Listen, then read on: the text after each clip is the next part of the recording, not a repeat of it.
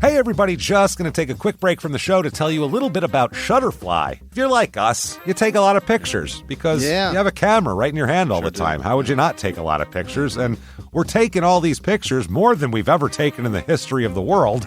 What are you going to do with them all? That's the thing. You used to get a solid picture, and then you'd look through them, and you could enjoy them. Now they're like back on your camera roll. You can't even find them. You don't want that. That's why the cool thing you need to do, and what I did, and I think it's pretty cool, is create a Shutterfly photo book. Oh. What I did, and you're going to enjoy this, Jimmy, because I haven't showed this to you yet, but took all of our pictures from being on tour this year. Oh. All live show pictures, us backstage, us on stage, doing all that stuff, and like some of the, just the venues and things, and made a little photo book out of that. Also, they have free 24-hour designer service as well. With their 24-hour designer service, a professional designer is going to lay out the book for you for free in just a day. Make something that means something with Shutterfly. Enjoy 40% off orders over $29 with promo code SMALLTOWN. See site for promotional details. And now back to the show.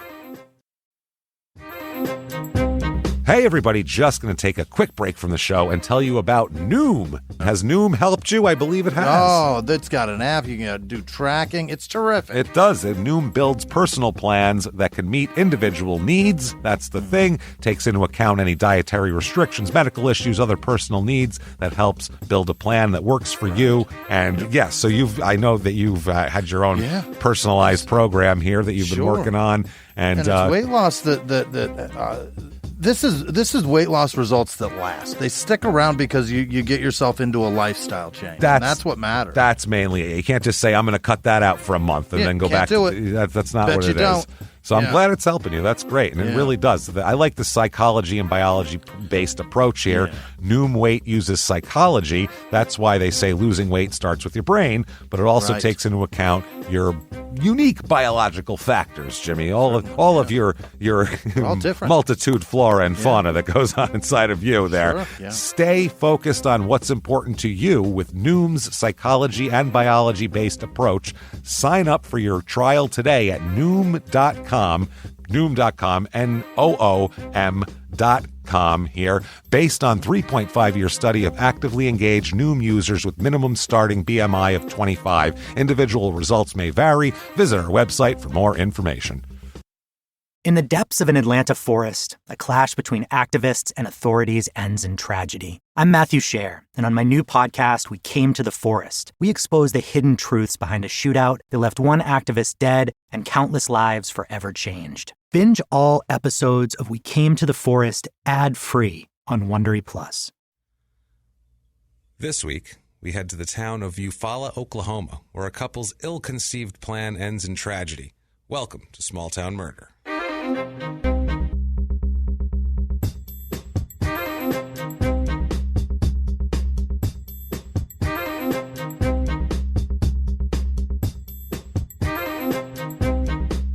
Hello, everybody. Welcome back to Small Town Murder. Yay! My name is James Pietragallo. I'm here with my co-host. I am Jimmy Whisman. Jimmy Whisman. Yay for murder is what he says. Yes. Give me murder. Give me murder or give me death. Yes. Give me murder, so murder me to death. Let's do that. Thank you, folks, so much for joining us this week. We are super excited to be here, as always. This week, we have a crazy story, as usual.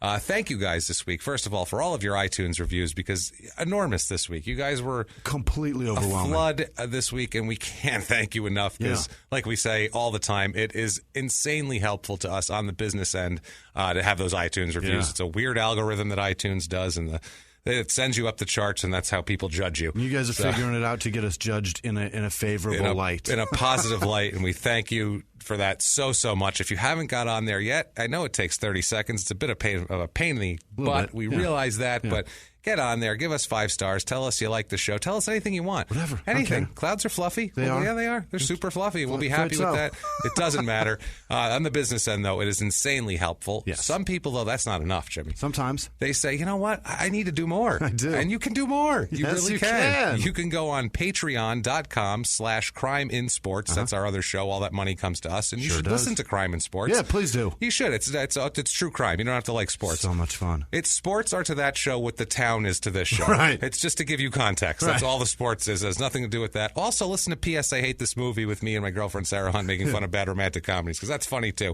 But get on patreon.com/crimeinsports. You can make a donation. We have some cool rewards on there. Yep. And if you want to do a one-time donation, no problem. You could do PayPal. Our PayPal there is crimeinsports@gmail.com. That's right, Jimmy. crimeinsports@gmail.com. You can make a donation there. Do whatever you want. If you don't want to do any of that, understandable. What you can do, you can sit back and you can listen to a tale of murder. Shut up and give me murder. Shut up and give me murder.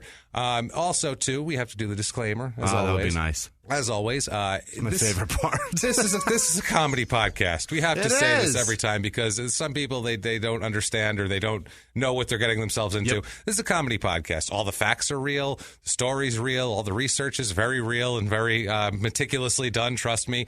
True. Well, we're comedians. We're stand-up comics. We make jokes, so we're going to make jokes about the town. We're going to make jokes about a bumbling police force or an asshole murderer who's a murderer. So it's fine to make fun of them. We never make jokes at the expense of the victims or of the victims' families. Like we say a lot, we're assholes, but we're not scumbags. You know what I mean? That's true. That's our slogan. It really is. We should make that on a T-shirt. Speaking of T-shirts, you can go to our site, truecrimecomedyteam.com, that's just launched, and you can get your small town murder and crime and sports T-shirts if you want to. So they are ready. Do that. But if you want no T-shirt and you want no part of this after hearing that, you think that true crime and comedy have no place in the same plane of existence, we say thank you very much. We shake hands and we part ways, and we tell you you're probably not going to like this. See you around. See you around. Thanks for giving us a shot. If you're still here after we've told you not to listen, thank you for being here. Stick around. Stick around. And we're going to get it on right now. All right. We're coming away from New Jersey last week. We were by the shore in New Jersey. Gross, but we were in the Northeast by the shore in Atlantic City. You could smell the ocean scum and the hypodermic needles washing up on shore. Ocean breeze smells a little musty. It's a little musty. We're going to go completely opposite of that now. We're going to Eufaula, Oklahoma. Oh, boy. You can't get any more different than Ocean Grove, New Jersey, than Eufaula, Oklahoma, I feel like. It's in the eastern central part of the state, which means it's pretty much dead in the middle of the country. There's no water. There's no nothing. It's just land. And you've been through Oklahoma, haven't you? Yeah, it's so dusty. It's a flat, dusty. It's one of those where you feel like you're in a Western, where you're like, it's never going to end. It's not far off from there's like 100 miles in each direction of its border that are exactly the same as what's there, too. Yeah, it doesn't change. No. That's some seriously... It stays very brown. Stagnant landscape, we'll say. Yeah, no hills. No. Not a hill to be seen, as we know from the Dust Bowl. One hill would have saved that whole region. But it seems like in the distance there might be one, and then you get to where that what you saw was at, and it's just still flat. Mirage. They have, like in deserts, they have mirages of water. And they're like, maybe we'll let you see a hill. Maybe you'll get a hill. Nope. Gone. No hills for you. Carpet pulled right out from under you.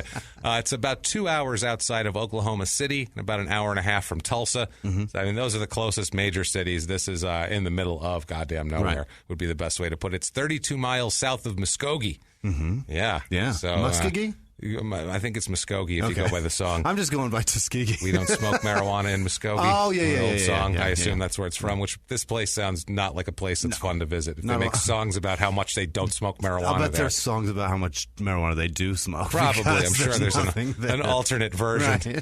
Right. We like to smoke lots of meth here in Muskogee. I think that's what it is. It's like you don't smoke weed here. How dare you think that you're going to just get high and enjoy yourself? So much meth. You are going to be doing hard drugs. Hard. You will have bent spoons and lots of fire. Let's do it. You'll be in McIntosh County, because that's where this is. All right. Eufaula, zip code 74432, area code 539. They also added 918 recently, so moving up in the world, right in the middle of everything. It's about 9.6 square miles, this town. There's some water. There's some river there. There's a river, so it's about 6.6 square miles of land. Gotcha. The slogan here is, they took the time for a slogan. They made a slogan. It is visit for the weekend or stay for a lifetime. You pick. And Jesus, on that this sounds podcast, that lifetime is not too long. That sounds like a threat. Yeah, it does. Is it for a weekend or stay for a lifetime if we want you to? You're like, no, I want to leave now.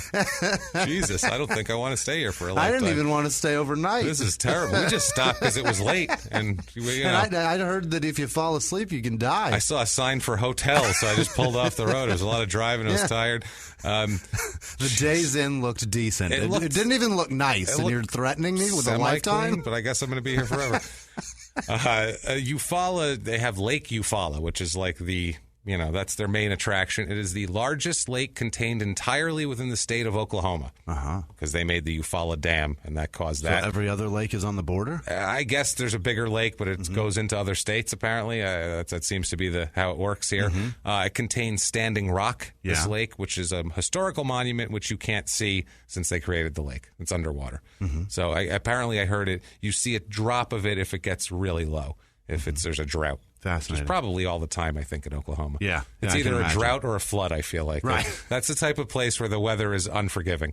Yeah. It's either a tornado, a drought, or a flood. You're going to die from the weather there. That's crazy. Yeah. Hide in your bathtub, asshole. That's just all it is. That should be the Oklahoma state slogan. Oklahoma, come on down, die in your bathtub. Come on in there. Hide on in there and die in your bathtub. Stay for a weekend and die in the bathtub. And die in your bathtub. Enjoy, with no water. All right. Huddled with your children. Excellent. Come on down. We got bathtubs big enough for the whole family. Whole family can die in our bathtubs. That's right. The name Eufaula comes from the Eufaula tribe of Native Americans. Yeah. They were part of the Muskogee Creek Confederacy. They were joining together. This is the whole formation of this in Oklahoma through all the reservation, the Native American reservations, all that sort of thing. Yeah. It is. This is all from the 1830s Trail of Tears, being driven from the southeast, and they drove them here. So there's a bunch of people here that are basically misplaced. Yeah. Forced here from the southeast, and the Trail of Tears is the only phrase in American history that it oozes racism with being no, we're using it because we have to tell you history. Yeah, it still feels it's so bad, so racist. It does, and so torturous because it is. It's horrible, fucking horrible. Yeah. It really is. Yeah, there's no doubt about that. It feels so racist though, just to say it. It's like white people saying it. It feels like you're getting a pass, so you smile when you say Trail of Tears. Yeah. Something you shouldn't say happily. I don't think really. Not at all. The natives, they really used this area as a gathering ground. Yeah. After I think because maybe the water, the lake, they liked. Maybe it was nice to hang out there. Yeah. I don't know, but they had a lot of powwows there, as they called them. There's another one. Yes, but that's official. That's an official term. Yeah. That sounds like some racist shit you learned when you were 8. Yeah. You know what I mean? That's terrible, but. It's true, though. What are you going to do? White people started coming to this town about 1872 after the arrival of, guess what? Oil? Yes, Jimmy, oil. Yes, no, it's not oil at all. No, it's the railroad, as usual. All right. It's always the railroad. Damn it. I thought you were setting me up to be right for once. No, I was saying because I figured that one was okay, it's across the west. He'll get the railroad. 1870s, he's seen Blazing Saddles. He'll understand. I'm always guessing oil. It's just oil. It's always fucking oil. I like it. I like it a lot, man. Americans and their oil. Goddamn oil. So, yeah, it's incorporated into a town. It's in Indian territory, technically, but it's a town anyway, incorporated in 1898. This is a crazy story of this town, the type of thing we're dealing with the old people. Imagine, too, back then, first of all, the people, no offense, Oklahoma, but nobody set out from the East Coast to stop in Oklahoma. No, well, they might have when they were doing the land grab. When they were doing the land giveaway, they might have said, okay, fine. But we're going to go get our piece. Yeah, before that... Can't be that far from the ocean. It's fine, yeah. I feel like a lot of them are people that just didn't make it all the way to California. They had a wagon wheel break, and they were like, this is fucking good enough, I guess. If you played Oregon Trail, one of the kids got bit by a rattlesnake. You're like, fuck it, that looks like a hill over that horizon anyway. I think it's a hill. I think it's good. We're fine. So that ended up happening. So these people, though, there's some tough, hard-scrabble people here. Yes, because they tried to find the beach, and one day they were like, we've driven for 8 hours. There is no water in sight. There's no water. We're just staying here. They're like, let's turn it around and just be hard-scrabble in boondoggle, Oklahoma. Yes. Well, this is between 1907 and 1909. This was right after Oklahoma was admitted to the Union as a state. There was a huge dispute with Chakotah, which is a nearby town. And it's known as the McIntosh County seat war. Okay. And Chakotah was designated as the county seat. The people of Eufaula refused to hand over their county records to them. They said, fuck you guys, we don't care what you say. Who in that town fucked the mayor's wife? I don't know. But after this, a group of heavily armed men from Chakotah attempted to seize the records from the courthouse. And Eufaula, this is an armed standoff over records. Records in a courthouse. But were beaten back and forced to surrender during a huge gunfight that followed. Wow. They had a shootout gunfight at the courthouse over records with a neighboring town over the county seat. Thank God for the internet and public records for your information, like scouring, your scavenger hunt anymore. for information. You'd be going to these towns you'd have to carry a rifle, James. Bring your gun with you, exactly. I would like to know about a murder that happened here. Get out of here, come boy. On, let's go. No, come on now. Get away from me. So who ended up winning this? Well, let's see here. About 1 year later, see who wins this. Eufaula is designated as the permanent seat of McIntosh County. So they won. An armed standoff kept them going. Fantastic. Little things that might make this town a little bit famous here. On September 25th, 1964, President Lyndon Johnson traveled there to dedicate the Lake Eufaula Dam, which created their giant lake. The Selman brothers are there, who all played at University of Oklahoma. Football players, Leroy Selman. You ever heard of him? He's a Hall of Fame NFL player. Oh, that makes me feel like a piece of shit. Two of his brothers. He played in the 70s. Okay, it still yanks my man card. I've been to the Hall of Fame. I should know the name. I think he played for the Cardinals, too. So, I mean, the St. Louis Cardinals, you don't really need to know much about that. There's only a couple of them that are in the Hall of Fame anyway. Yeah, it's not a long list. Not a spectacular. We have more people that donate to our Patreon page than have gotten to the NFL Hall of Fame from them. Ton more. I mean, every week. Thank you. Just like... Yeah, thank you for making us better than the Cardinals. The TV show Dirty Jobs filmed 2 episodes there. 2. Really? 2 shitty jobs there. One was a worm dung farmer. Jesus. In Eufaula, which sounds terrible. So that's what they have to do there. How do you even do that? It sounds awful. And then the other one was Dirtiest Water Jobs, featuring catfish noodling in Eufaula. Okay. So that I at least know what that is. But the other one, I don't know. So there's catfish noodlers and then people that wait for a worm to shit. They wait for a worm to shit and they gather it up. They take it home with them. Throw it in a net. And they call that a job. The amount of dung that must come from a worm, though, is it worth farming? Worms ain't shitting enough today. I'll tell you right now. They're not shitting enough any day. They're all backed up, these worms. I don't know what happened here. Too much cheese. Now, the people here, population 2,936. So a pretty small town. Up 11% since 2000. So people are coming. Wow. They're coming to Eufaula, boy. Thanks to Mike Rowe. Thanks to Mike. Maybe that's what it was. They wanted to noodle or collect worm dung. Like, that seems like an easy job. Yeah. That seems not hard, I guess. No. You don't need a college education, probably. No, you can get on with that easily. That seems like in the field work. I think so. They'll just teach you. It's on-site training, I believe. In on the the field job. education. There's an apprenticeship. There's an apprenticeship. Yeah, you help. I'm an apprenticed worm shit farmer. Thanks. Wow. My boss is a journeyman worm fucker. He's a worm fucker. He's good. No, he's been everywhere. Wow. Jesus. That escalated fast. That escalated. Never mind. Super you know fast. what he is. Wow. Journeyman you at get it. Holy Lord. Male-female population is about normal. Median age is a little over, about 5 years over the average at 42.2. So it's a little bit older, and it's one of these things where it's the over 65 age group. It's double the average of all those age groups. So a lot more older people, lower than average in every age group, under 25, and then there's the middle is kind of normal. So it's one of those more old, less young. Some in the middle. So just not a lot of kids there. Everything about normal on the married and single and all that sort of thing, except about twice the average number of widowed people there. Okay. With old people, that's what you'd expect. That's what happens. Yeah, a little more divorced people than normal, that sort of thing. But Somebody's otherwise, got to outlive the other. Someone's got to outlive the other. And it's odd, though, because the male and female are about equal, which is strange. Yeah, you'd think there'd be more. I don't know what happened. More younger guys, more older women. Yeah. I don't know what it works. But racially, break it down here, white people, 53.52% white, which is a little lower than the 62% average. 4.76% black, lower than the 12.25 average there. 0.52% Asian. So they were like, we'll give them a couple restaurants. We'll deal. If they want, if Wang Chung wants to wants to farm worm dung, that's fine with me. But only a few of them going to be in this town. Wang now. Chung brought his silkworms, and then they're taking the shit off the silkworms. I feel like that's what they're saying. Native American, 19.51%, which is the highest we've had. Well, this is the reservation area, right? This is 0.66% is normal. Oh, so that's the average. 0.66 is the average? That's the average. And they have 19%. They have 19%, 2.88% Hispanic, so that's way lower than the 16%. Religion here, way less than I thought. I thought this would be a more religious place than normal. I figured a lot of Baptists. Yeah, it's about 50-50 normally. It's 42.9 say they're religious here. So it's actually below. 8%. And the people that say they're religious, but also the native population is going to play into that.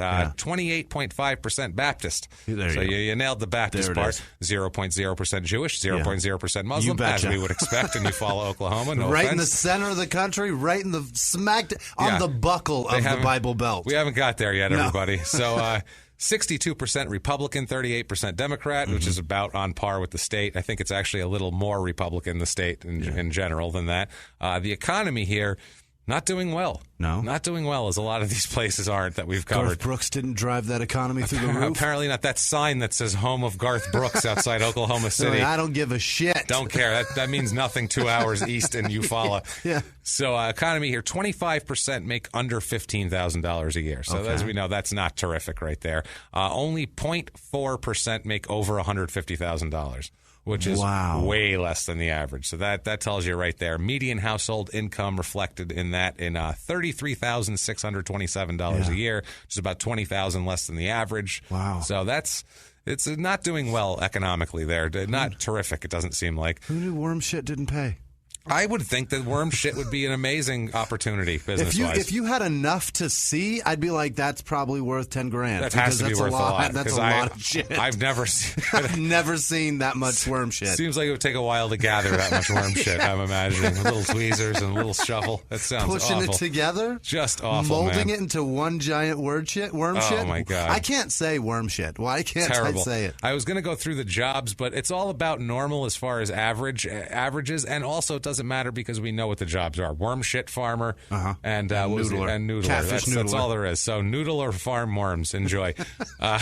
Cost of living here, as we do the 100 being like par, that's average. Cost of living here is 88. Yep. Healthcare is a little higher than normal at 114. The low thing is housing. Housing is a 53. Really? Out of 100. So it's very low. Median home cost is $99,000 here, which is way down from about the 185 average in the country. Way more houses than average in the $20,000 to $150,000 range. Way more than average. Way more than average in the $20,000 to $150,000 range. That's everything is there pretty much. Nothing over $500,000, 0.0%.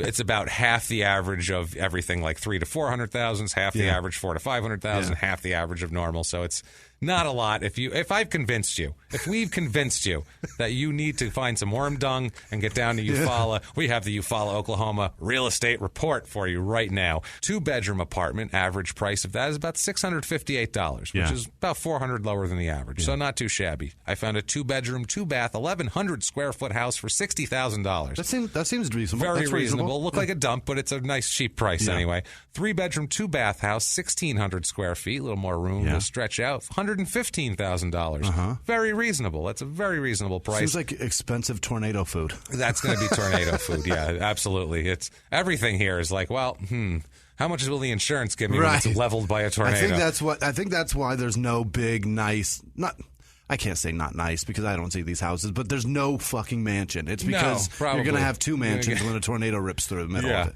Yeah, Garth Brooks, I'm sure his house is extra reinforced. It's made of steel. It's reinforced. Finally, steel beams don't melt. That's right. If you want to gather up everything, you've got all your inheritances and you've saved your whole life and you're going to move and get a sprawling estate in Eufaula. 6-bedroom, 4-bath, 3,200 square foot. Beautiful house, too. Really nice. That's giant. $379,000. Seems reasonable. That's really reasonable for that house. That would be $1 million here, easy. Yeah, easy. So, and in Phoenix, Arizona, where it is hotter than the in devil's LA, ball that sack. house is $2 million, $3 million. Fuck, more That's than crazy. that, yeah. 3,000 square feet? Yeah. Ridiculous. Way more than that, Six yeah. bedrooms? Get out of That's here. going to be probably $3 million. Yeah. And $3.5 million in that's LA, in- depending on the neighborhood. That's maybe Studio City. Yeah. It's not even Or like Glendale. somewhere, Yeah. somewhere real expensive. Things to do in Eufaula. There are things to do. And this is right from the list here. It seems like the McIntosh Sheriff's Department is number 2 on the list. I don't know. To go there? Just to go there and say, how you doing? You got any? Do they have like a clicker for, you know what I mean, that little yeah, clicker, that's the what I guy mean. at the door I don't know. counting how many people come in? Because maybe it's just more people are arrested than actually go to the Denny's in this That's true. town. That's possible. That is possible. The Oklahoma Wakeboard Association hosting their Southern Plains Festival at Lake Eufaula August 3rd through 5th. So Okay. you can get on that. These events are held in Eufaula Cove, same as last year, it says. It's a huge resort with tons of great coves and plenty of everything to ride, blah, blah, blah. This year's festival will also contain a prize of $500 going to the top outlaw rider. Outlaw rider. Outlaw rider of a wakeboard. I don't know how on a lake. Is it illegal there? and it says, and of course, Jimmy, in case you were questioning it, karaoke will be going on all night long. Absolutely. So they have You're damn that. right it will. So now that we got that out of the Somebody's way, got to sing Friends in Low Places after they someone's got to lose sing that. the outlaw They don't- wakeboard contest. They don't smoke marijuana in Muskogee. They need to do that. The crime in this town, what obviously our area of interest here, the crime, property crime, burglary, larceny, theft, it's a good deal higher than average, almost double the average of that. It's pretty high. So they'll steal your shit in this place. Okay. Worm dung not paying the bills. And violent crime, murder, rape, robbery, assault, is actually a good deal lower than the average here. Yeah. So it's kind of what you'd expect from a small town. Let us get into the murder. Yes. The murder. The murder here. Let's introduce some players. Let's introduce some people. Let's introduce a nice couple. What do you love say that. for once off the bat? Normally we're introducing scumbags. Yeah. Let's introduce a nice couple at first here. We have a nice couple. At the time, they are 80 years old and 75 years old. Okay. This is in 1999. They're 80 years old, 75 years old. But it's Robert Pendley. He's an 80-year-old World War II veteran. Oh, goodness. His 75-year-old wife, Rosa Vivian, who everybody calls Vivian. They live on a nice large property about 10 miles west of Eufaula. It's actually in a town called Lena, but Lena isn't really a town. It's I tried to do that, but Lena is like it's more like just a name. There's nothing in Lena. It's just a name. There's not like a main street. There's no nothing. There's just like some houses on the outskirts and nothing there. Yeah, there's really no town to speak of there. It's a ghost town. It's known as Lena. Gotcha. It's not. It doesn't participate in census. It's just a town by name only that they live in the outskirts of. Robert Pendley. Let's talk about him. The 80-year-old. This guy, just a man. He's had a life, this guy. He fought in World War II. He fought in the Battle of the Bulge. It's crazy. He fought the Germans off. He literally fought. This man killed Nazis. Yeah. Like lots of them, probably. I mean, the Battle of the Bulge was no shit. Like, that was a huge German offensive in World War II. I'm a World War II nerd, but it was a huge deal. This guy fought in that. That is impressive to me.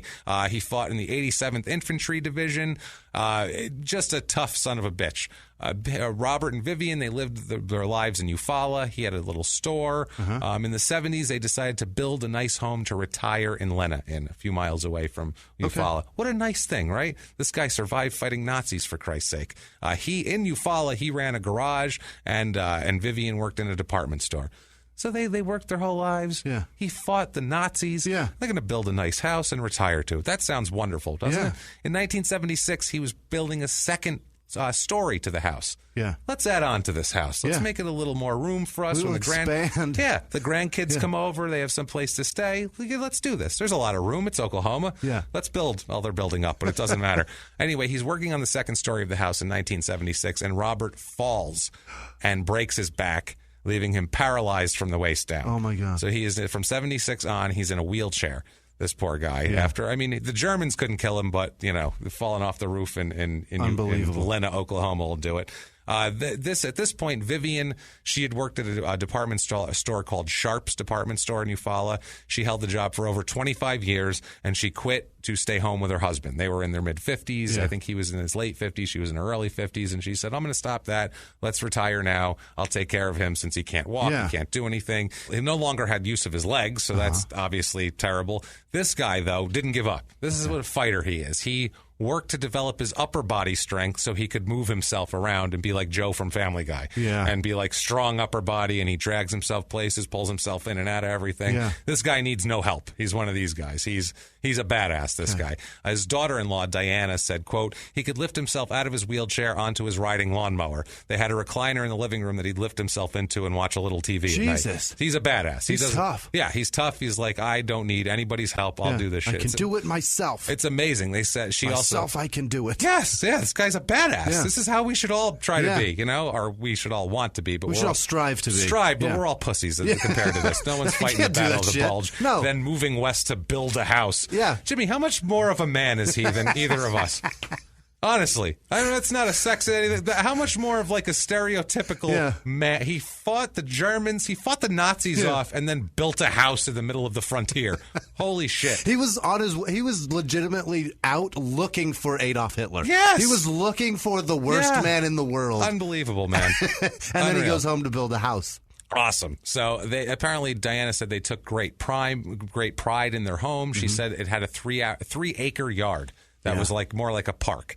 She said they manicured it like you wouldn't believe. Yeah. Penley would. This is another thing too. He's so like resourceful. He'd use his riding mower to get all around the property. He'd hang tools all off of it so he could go around, trim and prune and do that. Really? He's like, I'm doing this shit myself. Yeah, there's a paraplegic who's saddlebags for all his weaponry to fight that's what it is. It's his weaponry to fight the overgrown shrubs. He's now. got his pack and he's off. Unbelievable. This guy's.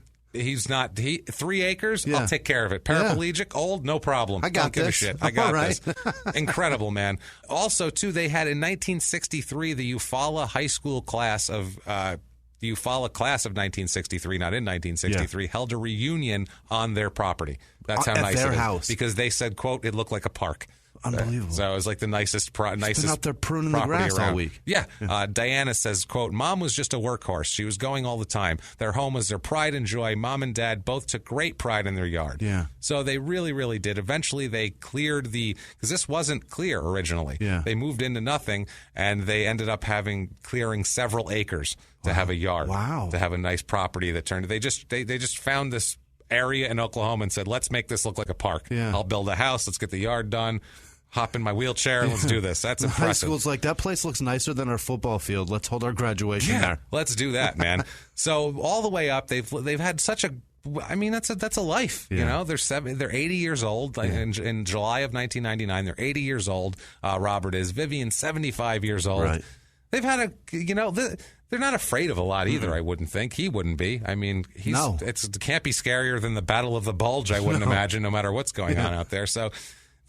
They remain active, though, still. 80 years old, they're still active. They both like to, like to do things. Yeah. Robert is known for recently riding his four-wheeler. He has like a four-wheeler. Yeah, like a quad. A quad, thank you. Rode it 24 miles from Lena to a nearby town called Hannah. Those are tough to ride for 24 miles. 24 miles.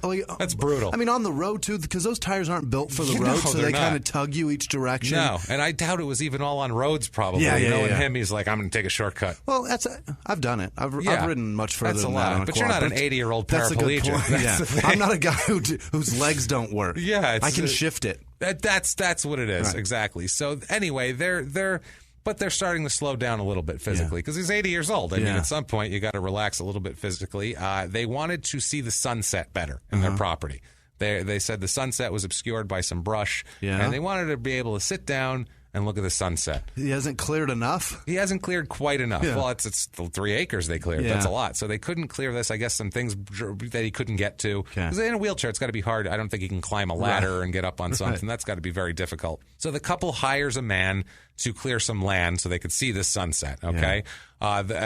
During this, he came a few times, and then he shows up with 2 other people asking if they could help, too. Yeah. Will you pay these people to work also? Because, it'll get done faster, and, maybe you want to help these people out. Many hands make light work. Exactly. This man brings with him a couple. They're a couple, too. It's not like he brought a couple of guys. They bring in Harold and Vicky McElmurray. Brought a woman to do some land clearing? They're a married couple, Harold and Vicky McElmurray, and they needed work. work, basically. And he said, I brought these people. If you could use them, they could use the work. And they said, what the hell? Get on in there, clear it faster, might as well. They seem like nice people. They seem like they'd be like, yeah, let's put your friends to work also. Okay. So the Penleys say, go ahead, you do the work. Everybody does work. Yeah. They clear out the brush. Yeah. Sunset is more visible. Uh-huh. Everybody's happy. All right. Things are going great, right? Yeah. I mean, Harold and Vicky, the McElmurrays, they needed money. That's why they were here. Harold believed he had a warrant out for his arrest on a probation violation and thought he was going to go to prison. Yeah. He had recently lost his job. He had no money, and he had just gotten a car recently, but he couldn't afford to get a tag for it. These people are strays. So he's got, They're exactly. like stray dogs. That's exactly what they are. And he just fed them, and they're not going anywhere. No, they're like cats. He just it's bad. He put out one can of tuna, and they're never going away. Right.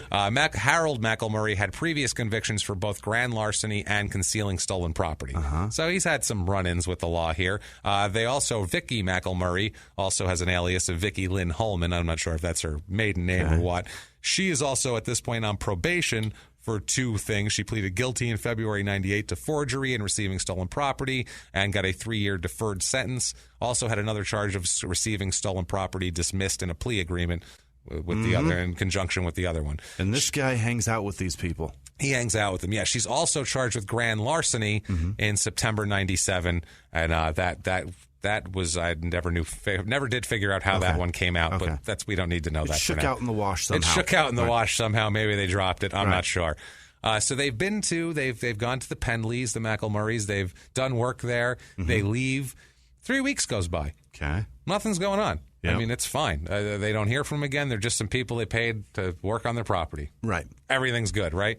The strays left. They got the strays to leave. They shoot them away. They didn't put out any food for a couple days, and they were like, fuck it, and they left. Pushed on. Now, on July 30th, 1999, Harold and Vicky begin a walk through the woods. A walk that would last 2 days. What? They walked through the woods for 2 whole days. They went on a walkabout. Days and nights through the woods. Yeah. They stopped, we know this, they stopped at a place called Mark's Country Store, which is approximately about a mile east of Eufaula, on July 30th to buy some groceries, and they continued on through the woods. Okay. So they bought some stuff, and they were like, we're trekking through the woods.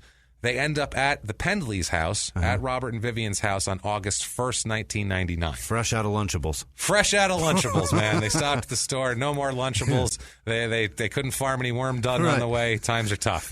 Noodling season is over. It's over. It's August 1st. You can only noodle in the spring. I have no idea when you noodle, by the way, but that sounds good.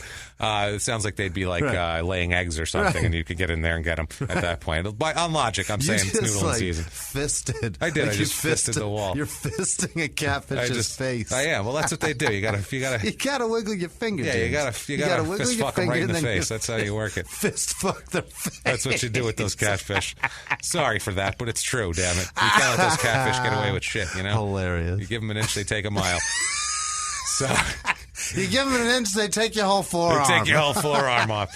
So Vicky and Harold. Oh, Jesus. Do not do any sort of sexual activities to any catfish, but they do arrive at the Pendley's house on Sunday, August 1st. So it's a Sunday afternoon, quiet times. This couple, they're laid back, of course, hanging out. They're waiting for the sunset, probably. Laid back. They're essentially laid up. Yeah, they're waiting for their newly cleared sunset to come, and they're just waiting happy on the sun to go down for 20 minutes of enjoyment. Yeah, absolutely. So they, Harold and Vicky, knock on Robert and Vivian's door. The Penleys invite them inside, of course, because they're nice people. Oh, and we remember you. Yeah, hey, come on in, guys, because they were like, we're walking through the area. Yeah. I don't know who said. They might have said we need to use fresh the bathroom. out of Lunchables. Remember we cut down your trees a little while ago? Do you have a glass of water? Right. It's August. It's hot out. We're in the woods walking. Of course. We're in fucking Oklahoma. We're thirsty. Exactly. So it's dry. No hills. Do you see a hill? It's not true. It's not real. Right. Harold and Vicky, the McElmurrays, are woods walkers here.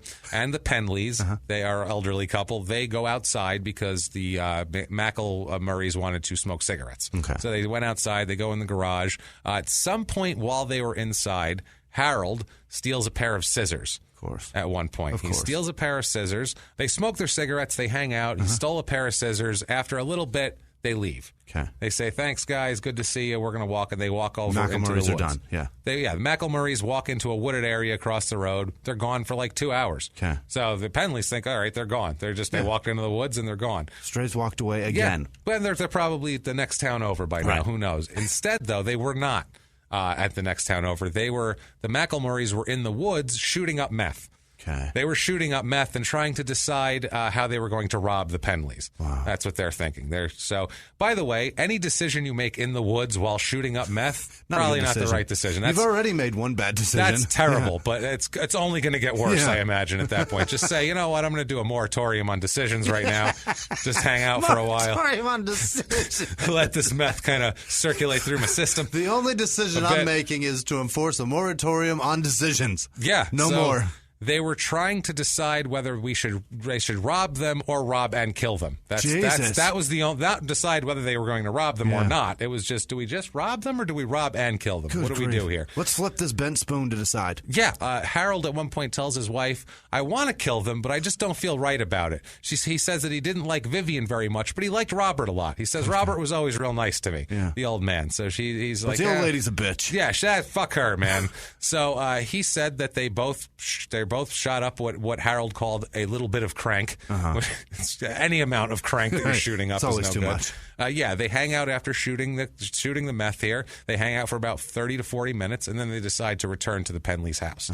When they get to the house, they get back there. The Penleys come out into the garage, Robert and Vivian, and Harold and Robert hang out in the garage while Vivian and Vicky, the two ladies, take a walk in the backyard. It's like an old-timey hangout. Yeah, they're going to go walk around for a while. Let's hang out a little longer. Yeah, they go into the yard.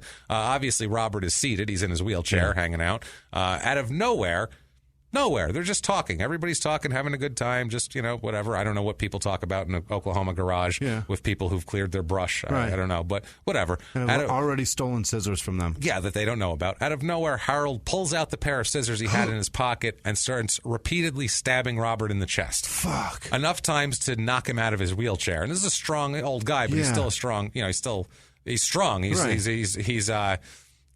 spry. He's spry, but still he knocks him out of his chair.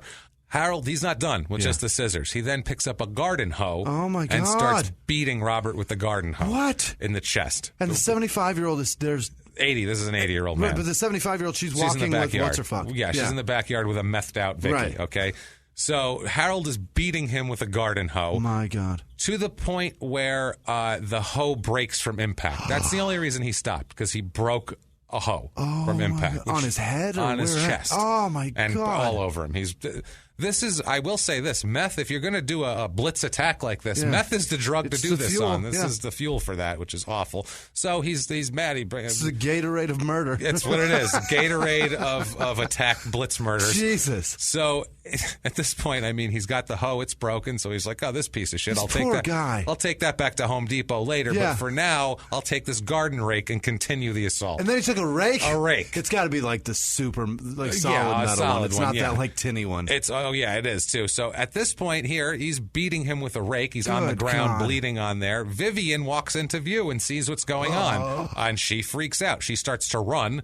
She's like, I see what's going on here. So Harold tells Vicky to grab her and tackle Vivian and hold her there. Yeah. So she tackles Vivian out in the yard. They're on the ground in the yard. Scuffling. They're scuffling. Robert's down in the garage. Harold McElmurray, meth asshole, comes over and starts stabbing her again. Starts stabbing Vivian now also. Repeatedly stabs her, drags her into the garage. This leaves a huge bloody trail into the garage, so that was obvious what happened there.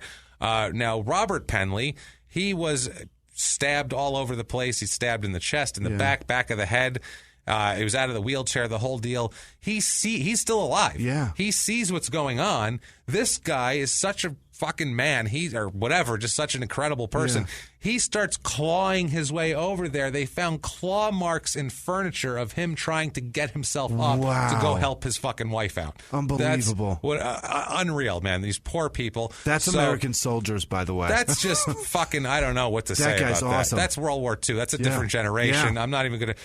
American soldiers, we love you to death, and all soldiers, we love you to death. You're not that. You didn't fight fucking Nazis. Sorry. You could kill a million terrorists or whoever you want. It's not Hitler. Right. Sorry. It's not. We love you to death. It's not your fault. There's no Hitler to kill. Right. But if there was, I'm sure he could do it. Not saying you can't, but he actually fought Hitler. Right. That's the point. This poor guy fought Hitler. Right. So anyway, Harold, now that we've besmirched the soldiers as well, which we didn't at all. Military. We didn't besmirch. You guys are awesome, honestly. We know we have a lot of listeners. about Yeah, them. we're bragging about you guys, but Hitler's Hitler. I mean, come on. Anyway, so back to this horror scene here. Jesus Christ. Okay, so Harold now, meth scum Harold, sees that Robert's still alive over here, so he can't let that go. So he picks up a 3-foot pipe and begins beating him in the head until he shatters his skull and finally kills him. Wow. So then he turns around. I mean, it's like whack-a-mole. You know, one's alive, you think he's dead. He turns around, he thinks Vivian's dead. Now she's alive. Also, too, they didn't have any weapons. Like, this is the most painful death ever. What a jerk. They didn't have anything to do. Yeah, this is a hoe and a rake. A fucking rake. Steal a butcher knife from the kitchen if you're going to do this. Do something that ends I don't want to so give much these people faster. tips, This but is so ridiculous. terrible. Yeah. He sees that Vivian's alive. Like I said, whack-a-mole. Oh, that one popped back up. He goes over and beats her with the iron pipe until she shatters her skull as well. Scatters and shatters. Scatters and shatters. It doesn't matter. Yeah. Before this, too, when he picked up the scissors, he cut the phone line to their house originally. He already had done that? He already had cut the phone line. Just in case. Yeah, they have pictures of everything that were admitted into evidence of the phone line being cut with the scissors. Yeah. So they figured it out. Obviously before, because if they're dead, what do you need to cut phone lines for? Yeah, who cares at that point? So the physical evidence, though, is off the charts. That's a nice little piece of evidence, though, because that lets you know that was premeditated. Exactly. Right. That helps a lot. It really makes it worse. Yeah. It makes it much worse. A little. Yeah, it wasn't like he got in an argument and lost his fucking mind or anything. Killed 2 people. Yeah. So they end up taking, Harold and Vicky end up taking $70. My God. $70 they got. They figured they had a lot of money for some reason. Some costume jewelry, like some old lady jewelry, nothing that was like of any... Something from Mervin's. Yeah, so nothing special. A brooch that an old lady would put on, ridiculous. Takes their car keys to their Oldsmobile Delta 88. Oh, there's a winner of a car. Yeah, it's an old person car. It's a big old person car. 2 handguns. Including a Where German the Luger. fuck were those earlier? I don't know. They apparently went in and searched the whole thing. It's sad to say this, but I wish they would have had those earlier. Not that we want anyone to be killed. But they were already going to do it anyway. I don't want to be stabbed, beat with garden implements, and then pummeled with a fucking iron pipe. That's horrible. To point where garden instruments break. That's like insane. The rage that's going through him in the process of this, he breaks shit. Fucking it's insane. It's insane. So they take the Penley's Oldsmobile. Yeah. They take the car and drive away. Okay. They spend a day in Houston. They drive to Houston, spend a day in Houston, then they drive to Mexico. Okay. So they escaped the country. They're gone already. They're in fucking Mexico. Yeah. No one even knows that these people are dead yet. Mm-hmm. They're in Mexico. They stay in Mexico 2 or 3 days. Okay. Stay there, you assholes. What are you doing? On August 5th, 1999, they crossed the border back into the United States. Probably the worst thing they ever did. Stupidest thing Next ever. to murdering 2 people. No, that would be definitely the stupidest. And this is in Laredo, Texas. Yep. They get stopped on the border bridge. They say they were lost and ask for directions because they're trying to play it off. Now, the officer there said, I don't know if they were trying to bluff their way through or what, okay, because they were like, we need to get directions. But the computer check on the car reveals that it's a 1988 Oldsmobile Delta 98, and they were driving, and it was stolen. Mm-hmm. And the occupants, both of them, who they found out who they were, are both wanted for a murder questioning. For questioning for murder. Stolen car, murder suspects here. Right. So this is not great. Sneaking in from Mexico. Peter Brewster, who's the immigration officer down there, he would later testify that Vicky was the passenger, Harold was driving. They take him into custody, and immediately, there's a Texas Ranger named Doyle Holridge. Immediately, Harold starts confessing. Really? Starts confessing, I murdered them, I robbed them, I took their car. I did everything. Wow. There's an officer named Martinez here. He said, quote, they look like they've been through hell. They hadn't slept at all. The female said every time she closed her eyes, she kept seeing the victims. Well, yeah. Yeah. You would. He says about Mexico, quote, you always hear that. I'm going to go down to Mexico and hide there the rest of my life if I get in trouble. But I think once you get down there and you realize you don't have the language skills to live there, that you don't function real well in that country, and then you start thinking, well, the United States might not be half bad. So maybe I'll just run from police the rest of my life. And then what are we going to do in Mexico where we don't even speak Spanish and we have $70 to our names. It's not going to work out very well at that point. And I picture him being one of those white trash assholes that yells at Mexicans in America saying, I'm sure. "Speak American." I'm sure he does. Fucking jerk off. Yeah, and then he goes down there and he's like, oh, He's like, shit. fuck, they're going to tell me to speak Spanish. Oh, no, this ain't good. I know 4 words. I know. And one of them is gordita and one of them is chalupa, so I don't think I'm doing well. It's not going to work out too well for me. Por favor, gordita and chalupa. Shit. I'm fucked. Shit. Go back to Oklahoma. Can y'all point me to where Taco Bell is? I have $70 to live on the rest of my life. That's all I got, so I got to make it laugh. Now, these 2 meth-addled morons. What a fucking jerk. I'm telling you, man. These 2 meth-addled assholes, at least they waive extradition to go back to Oklahoma from Texas. So that's good anyway. The medical examiner in this case, Dr. Donald DiStefano, testified that both Vivian and Robert died as a result of multiple blunt and sharp force injuries. So basically just pummeled and stabbed to death. Ridiculous. They showed the examination. You could see the lines from the hoe in his chest, and you could see tons of puncture wounds consistent with the rake. Yeah. So that's why I know it was a strong rake, because he was actually stabbing him with a rake. He's beating him with a rake. And a rake, though? That's a meth explosion. That stab is like 1.5 inches. Like the piece that actually can stab. Painful. All that is torturing. It's not hurting anything. That's exactly what it is. You know what I mean? That's it. You're not getting into anything that you can actually get No, you're not going to kill anyone with a rake. So Harold makes a written statement on August 6th, 1999. Yeah. He says, quote, Vivian and Vicky were away from the house, and I decided to go ahead and kill Robert. Robert and I were in the garage. I had picked up some scissors in the house that I intended to use to kill Robert. All of a sudden, I pulled out the scissors and stabbed Robert 6 or 7 times in the chest while he was sitting in his chair. He fell out of the chair, and I hit him in the head with a hoe 2 or 3 times, which is way more times than that. But when you're in a meth haze, I don't know. Attack, I guess you don't know 2 or what 3. the fuck you did. Yeah, I tried to count, lost track. I assume your adrenaline would be pumping here. Right. He testifies at the preliminary hearing. Harold testifies that they shot up meth and they tried to decide the whole deal. He says, quote, I wanted to kill them, but I didn't feel right about it.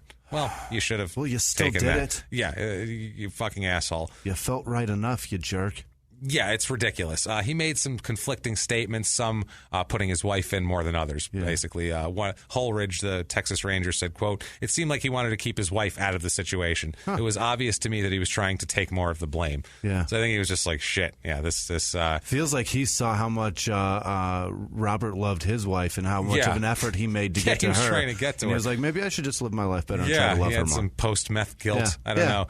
Robert taught him a lesson in his death. It's true. Yeah, maybe. Holridge said that Harold told him right from the start that he was going to exonerate his wife. He said right away, He said he was willing to get on the stand and say that she wasn't involved, and but she admitted to helping. Yeah, so she admitted to she holding confessed down a it didn't matter. 75-year-old lady. Yeah, she tackled him. Right? Tackled her and choked her while Robert went over. That's what and she then ends he up saying. Stabbed her with scissors. And then he stabbed her and pummeled her with a pipe. With a pipe. So it doesn't matter what he says. She already admitted to it. So they're both fucked at this point. Sure, which is good.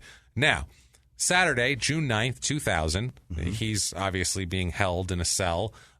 He escapes. What? This asshole escapes. He slipped through the bars and jumped 12 feet down to the ground and fucking escapes. How did he do that? Like an asshole. He slid through a barred window. Okay. He's that skinny where he got through the bars. Oh, he's a meth addict. Yeah.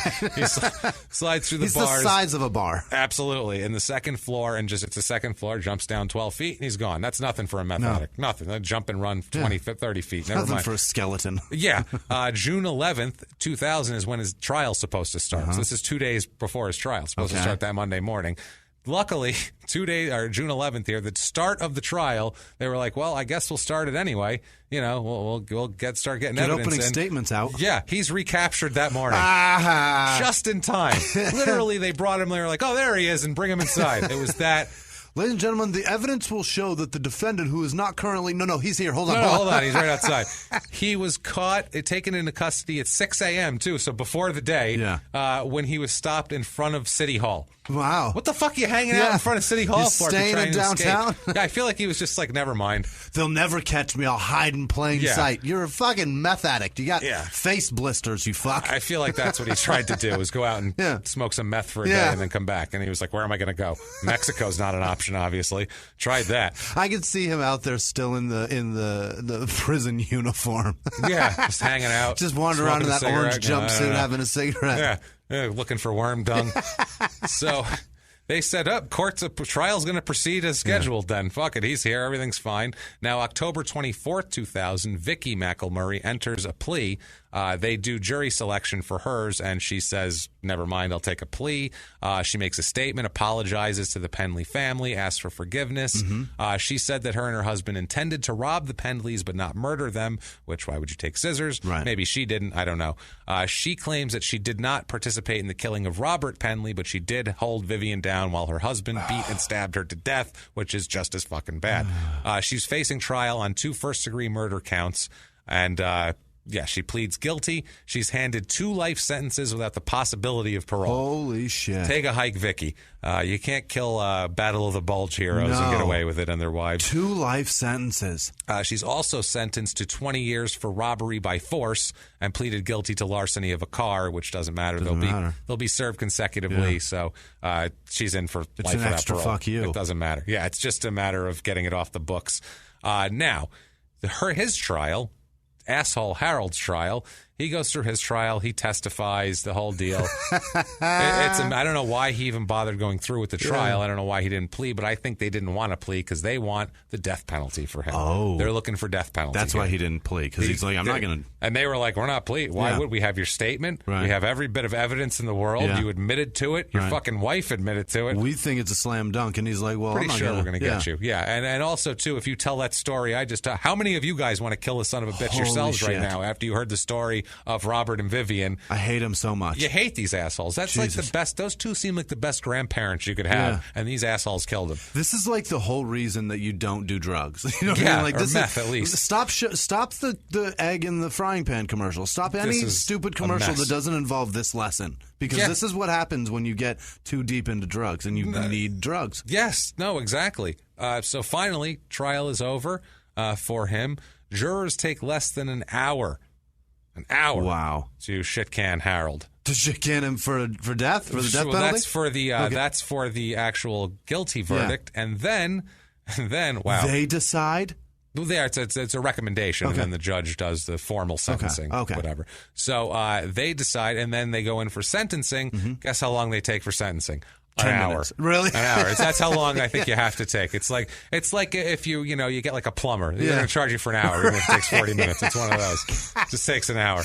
That's hilarious. They decide that he should be put to death for killing these two, which, good. Yeah. Fuck him. And like we said, we're not huge death penalty proponents. I hate it. When you pummel old people for no reason in their own garage who did nothing to you, fuck you. Yeah. Or kids or some shit like that. If you rob a convenience store and accidentally shoot, I've got some. There's some leeway, and there's some also circumstances of this or that or whatever. This is vile. This is awful. Unforgivable. This is terrible. I don't even know what to say about this. Grandparents. Yeah, as you know whose grandparents it is, Dwayne Pendley. A guy named Dwayne Pendley. It's his. Is it the prosecutor? No. He's one of their grandsons, and he said, quote, "It's been a long week. I'm just glad it's over. I think the action certainly deserves that kind of justice." You betcha. Which this kid actually, though, as we'll get to in a second, he's got another quote that's he handles this well. Yeah. He takes it in stride and that sort of thing. I mean, Harold was so out of it too here. He was just giving up. He told his attorney, James Bowen, that he wanted to waive the delay before formal sentencing. He just said, just fucking do it now. Yeah. I don't need, just let him fucking do it. He's going to sentence me to death. They just said to. Right. Let's just do it now. Now the jurors. That's a guy that's going through withdrawals. Yeah, he's going through withdrawals. He was just doing meth 2 days ago, probably when he was out. Or no, that was before he was caught, before the trial started. Not a long trial, though, this one. Jurors had 3 choices in the sentencing phase. They could either do death, life in prison without the possibility of parole, or life in prison with the possibility of parole. Yeah.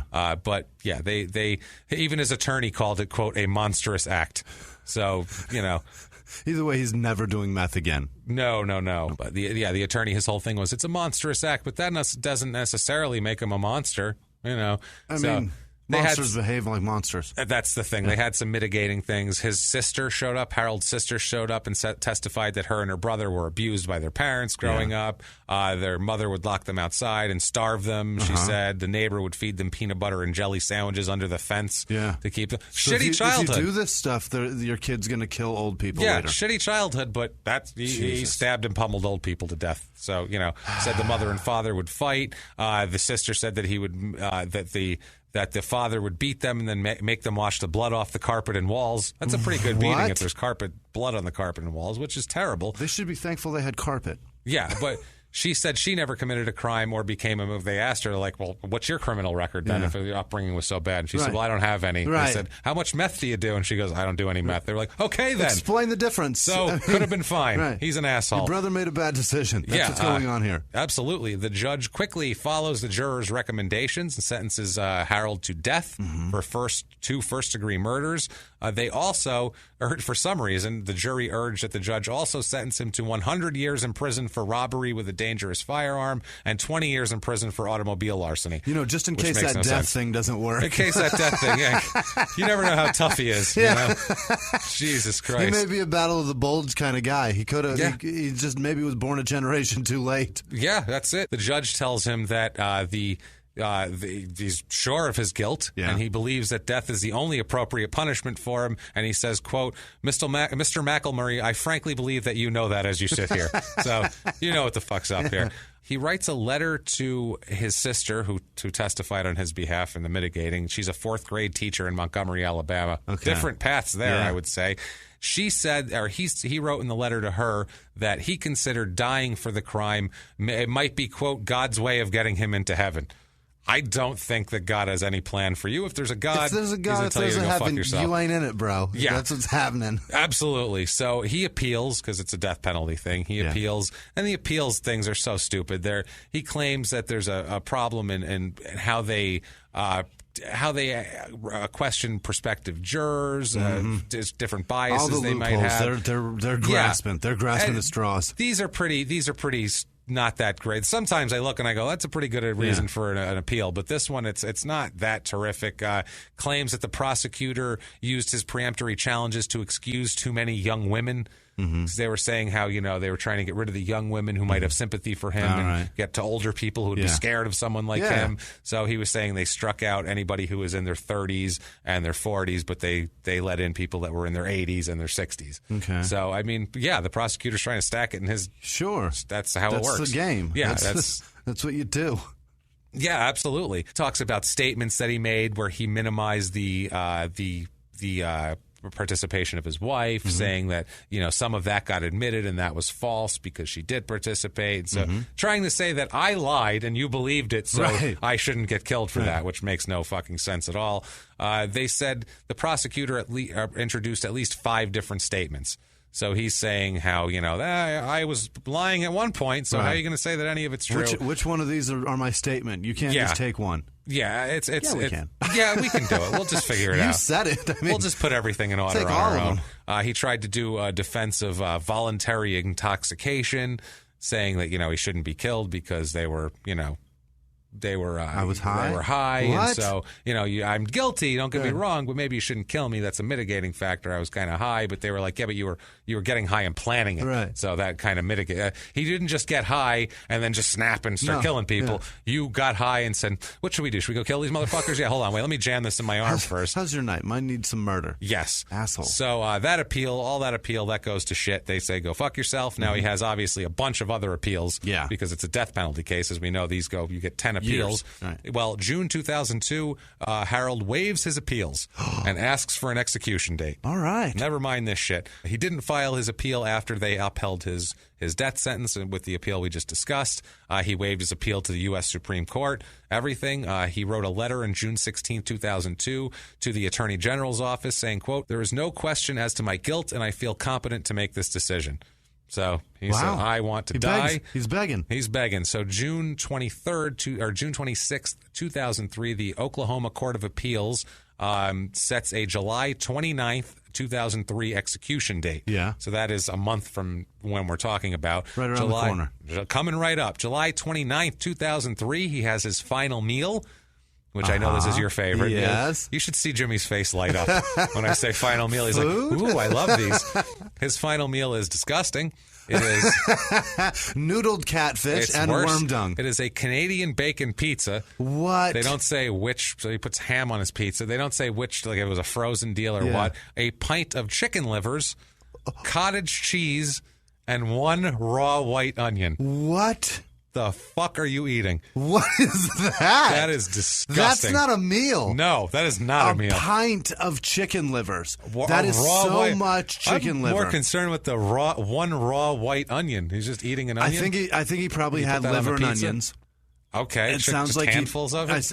I feel like they gave him. They wouldn't give him a knife. And cottage cheese like a 9-year-old So he's girl. got to take like a bite of livers and then take like an apple and take a bite into an onion. Oh, that's horrific, That explains why he's in prison. That meal right there. That's what you pick. You have everything at you your are- disposal. Everything, not everything. Everything you want to eat. That is 100% trash right there. It's just a is a trash disgusting meal. That's how you can What tell if is- someone was white trash by their final meal. You really can. Liver and 1 raw onion. Unreal. A whole. So, Holy shit. wow. So that is gross. I want to kill him for that. So they take him from that awful meal with horrible onion chicken liver breath, Ugh. and they take him to be executed. Yeah. He glances over at reporters, and they don't really pay much attention to him. And then he shit his pants. He gives a last statement. Yeah. He says, "quote I'd like to say I'm sorry to the Penley family. I hope they can forgive me." And then he was dead 2 minutes later. One of the grandsons was there, Robert Penley Jr., who seems like a nice guy, this Robert Penley Jr. He says, quote, about the apology and everything, he says, quote, "I think he was sincere. I forgave Harold about 3 weeks ago. It was kind of a hard thing to do, just knowing the brutality of the crime he had committed. I felt with Harold making the decision he made tonight, waiving all his appeals, I felt like he needed to do that." So he forgives the guy, and he's moving on. And the daughter-in-law, Diana Penley, says, quote, "We won't have to worry about him getting out and doing that to someone else. It was a very horrific death. No one should have to go out like that. They were really good people. They were in good health for their age. They might have lived another 10 years, but we won't have the opportunity to find that out. That was taken away from us. If you can imagine your world being shattered, that's what it's been like." Jesus. And so that's Eufaula, Oklahoma, and that's the poor Penleys and the shitbag McElmurrays. Wow. Vicky's still rotting away, and Harold's been dead for about 14 years now. Good. So eat shit, Harold. Good. Eat fucking everything. It's funny you guys you said suck. they offered him the last words and he gave none and he was dead 2 minutes later. It's like, did they get the needle in or did he just die from that shitty meal? Yeah, maybe. It was the chicken So livers gross. got him. So vile. So, if you enjoyed that story, you're a sick bastard, but we love you. If you enjoyed our telling of the story, please, what you can do is get on iTunes. You can give us 5 stars on there. Helps us out a ton. Doesn't matter what you say. It's a business thing, and it's insanely helpful. You can get on patreon.com/crimeinsports. You can make a donation.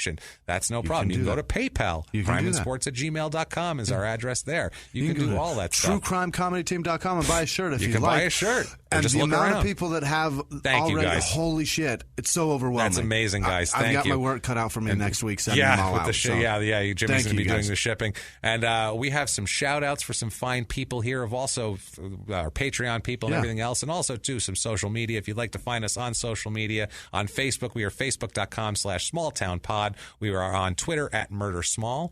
And here are some fine people that have been so helpful to us this week. The donations were fantastic with El Messier, Raul Amavisca, David Newsom, Sean Kerrigan, Kirk Withrow, Shelby Gibbs, Lauren Meredith, Jamie Marshall, Patrick Dorn, Brittany Harrington, Heather Budd, Ryan Crum upped his pledge, and Scott thank you. Sent a donation from Scott and my favorite Chocolate Lab Ranger, who on Twitter, Scott sends me pictures of him like once a week. It's fantastic. The dog is fucking adorable, and I want to hug him every week. Anyway, Jennifer Burke, Rachel Dooley, Matthew Sears, Chandra Banton, Lucas Tudor, Jennifer Brannon, Kristen Rice. Either way.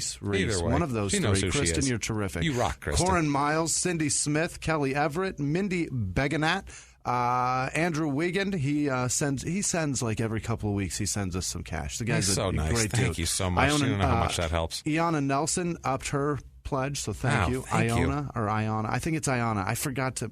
You guys are awesome. Ayanna Nelson and Will Jacobs. Thank you all so much. Thank you guys. It's great to have the interaction. It's great to have, obviously, the support, not just listening, but the sending the donations is amazing. I can't tell you how keeps us how afloat. amazing it is. As you've noticed, the last few weeks on the show, not a lot of ads. Not a lot. I don't know if you've noticed. Not That's a lot. kind of on purpose. So We'd thank you rather guys. have you guys. Thank you guys. We're beholden to you guys. Yep. And Jimmy, what would these fine people need to do if they wanted to get a hold of you? So. Go on to Twitter, Instagram, or Snapchat. My handle is @Whisman Sucks. WHISMAN Sucks on Twitter, Instagram, and Snapchat. Interact. It's the highlight of my week. My wife doesn't like it because takes time away from my kids and my wife. But Jimmy's you guys a social are awesome. animal. You guys are awesome. I He's love a social animal. Yeah. And I am @Jimmy P is funny on all the sites there, and you can try to spell my last name or just copy and paste it from the show description like a smart person. Do that. But without further ado, guys, thank you guys so much for being here. We can't wait. We'll see you next week, everybody. It's been our pleasure. Bye.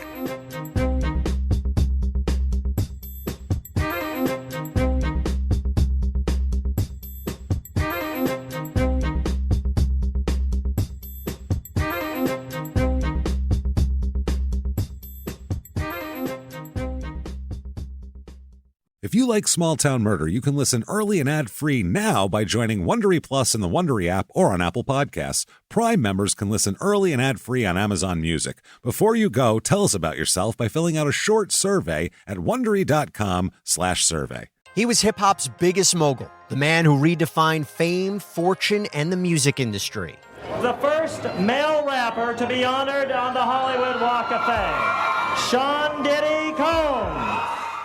Diddy built an empire and lived a life most people only dream about. Everybody know ain't no party like a Diddy party, so. Yeah, that's what's up. But just as quickly as his empire rose, it came crashing down. Today I'm announcing the unsealing of a 3-count indictment, charging Sean Combs with racketeering conspiracy, sex trafficking, interstate transportation for prostitution. I was up. I hit rock bottom, but I made no excuses. I'm disgusted. I'm so sorry. Until you're wearing an orange jumpsuit, it's not real. Now it's real. From his meteoric rise to his shocking fall from grace, from law and crime, this is the rise and fall of Diddy. Listen to the rise and fall of Diddy exclusively with Wondery Plus